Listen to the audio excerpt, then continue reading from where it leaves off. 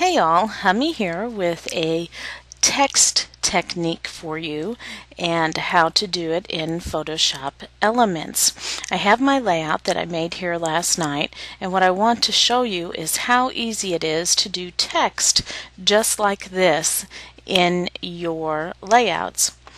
And I'm not going to actually do it on this layout. I have another photo.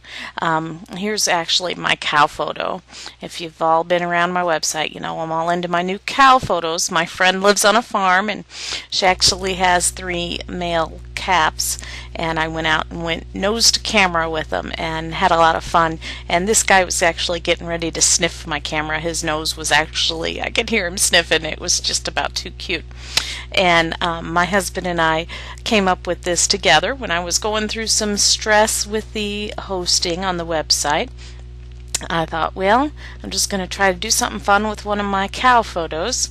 And I thought up this, and it says, sometimes you just have to look troubles in the face and say, and I was stuck. Didn't know what else to say. So my husband walked in the room and I said, dear, what's this cow say to you? And he said, prepare to get licked. And I tell you what, it just fit perfectly. I was laughing so hard, and I really needed that laughter at that current moment. So yep, your troubles, prepare to get licked. Anyway, I got this same cow right here in a new file, and I'm going to show you this technique with the cow. I'm not going to save this, I'm just doing it for the video. But I went ahead to save some time on the video and created 2 text layers also. Now, what I'm going to do with these text layers is I think I'm going to resize this one.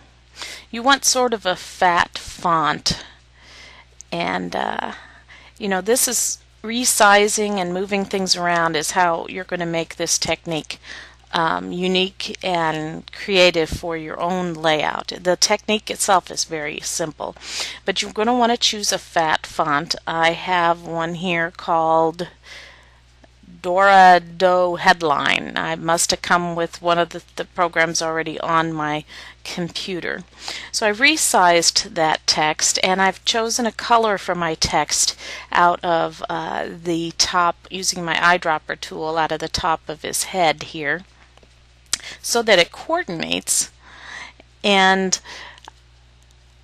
choosing the color is going to be important because you can see I used green here for the top text, and then the background is matching it. And you don't have to have it matching, but that's the method I'm going to show you. You can get creative and do whatever you want. So it's important to choose your color because that's going to be the background behind this other text. And I'm going to go ahead, and on the Get Licked text, I'm going to hold down my Control key and click on the thumbnail over here in the Layers palette. And that's going to make marching ants around my photo, or not around my photo, around my letters. And I'm not actually going to be using this layout, this layer with the text on it. So I'm going to make this layer invisible by clicking on the little eye. Then I'm going to make my photo layer the active layer, and I know it's active because the layer is darker than the other layers.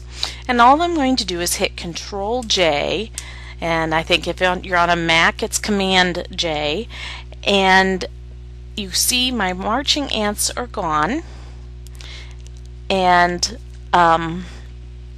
it looks like there's nothing there, but I do have a new layer. That command, I think, for the full version of Photoshop Elements is Control-Alt-J. I just wanted to mention that also. One of my most used keyboard shortcuts.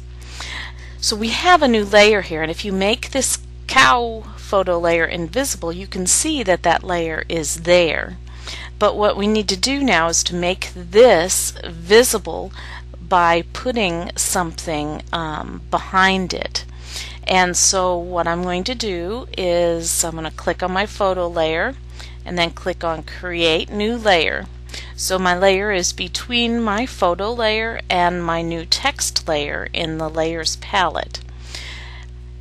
Grab your rectangular marquee tool and make a selection on your photo. Now we can tweak this more later. I'm going to move this down, but basically we're I just messed it up. I should have showed you something in the beginning, but we'll tweak this and work with it more in just a minute. And then once that is filled, you can create it where you're going to have your background, and you have your foreground color set to be the same color as your text that's on the top row text. You can get your paint bucket tool and fill it with that color, and now you can see immediately your text comes up. Where I said I needed to tweak it, and I probably should have showed you this in advance, is that this text probably needs to come and meet. I'm going to turn off some layers. This text probably needs to come and be where it meets right on the line with this text somewhere. Now I have some using my arrow keys to move it. Now I have some letters that drop down, and that's creating some unique situations here, but it seems to be that they are all working okay. So when I turn this on, you can see that the box is not in the right position and not sized correctly.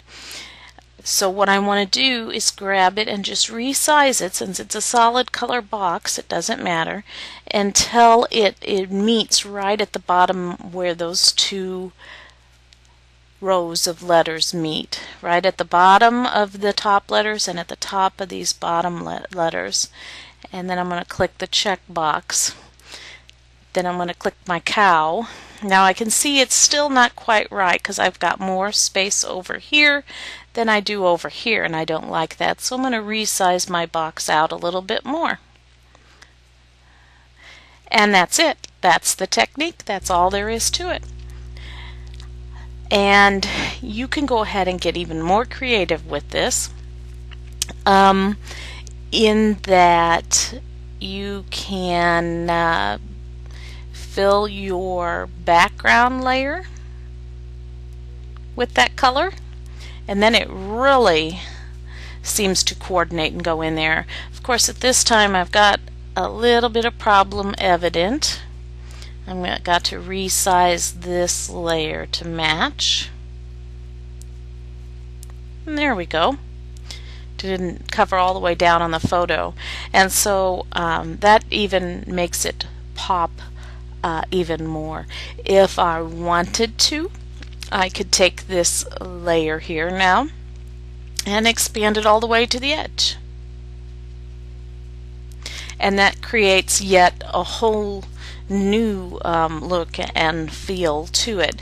Of course, choosing your photo carefully so that whatever you make this text from the photo from makes sense. That's why it works better if it's over here, because you can see how it kind of goes with the photo.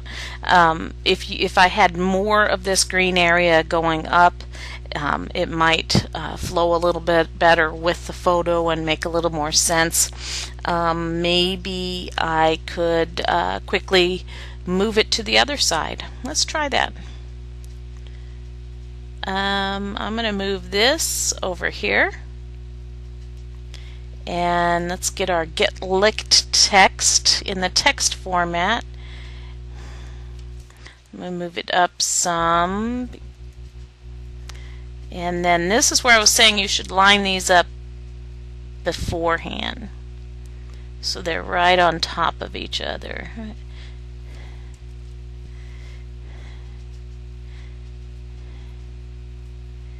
Okay, And we've already made this layer. Whoops, let's not do that. So let's hold down our control key, get those marching ants around the get licked, make sure our photo layer is active, hit Control J on our keyboard. Marching ants are gone, but we know that it has created the text from the photo. Now we've already created this, so I'm just going to drag this over. Needs to come down a layer, and there you have it. Now the continuity between the cow and what's in the letters flows a little bit better. Something you might consider is the position on the layout and how it works. So anyway, I want to see what you can do with this very, very simple technique. Maybe you want to do it with just 1 or 2 letters and then the rest of the letters normal. Get creative, but it's a simple technique. See you around the forum.